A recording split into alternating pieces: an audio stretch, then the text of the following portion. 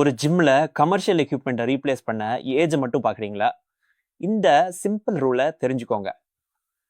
நான் commercial equipment select பண்ணும்போது ஒரு சிம்பிள் 4 பாயிண்ட் டெஸ்ட் எல்லாரையும் பார்க்க சொல்லுவேன். 1 யூசேஜ், ஒரு நாளைக்கு எத்தனை மணி நேரம் மிஷின் யூஸ் ஆகுது. 2 condition, frame, motor, cables, bearings எல்லாம் எப்படி இருக்கு. 3 மெயின்டெனன்ஸ் காஸ்ட், வருஷத்துக்கு ரிப்பேர் அண்ட் ஸ்பேர் பார்ட்ஸ்க்கு எவ்வளவு செலவாகுது.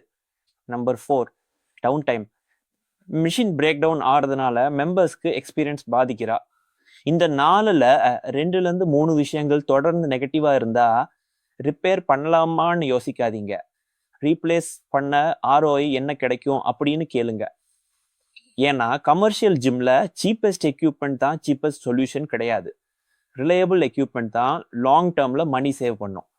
ஜிம் எக்யூப்மெண்ட் வாங்குறதுக்கு முன்னாடியும் ரீப்ளேஸ் பண்ணுறதுக்கு முன்னாடியும் இப்படிப்பட்ட டிப்ஸ் வேணும்னா ஃபாலோ பண்ணுங்கள் ஹரிஷ் ஜிம் ஹேக்ஸ்.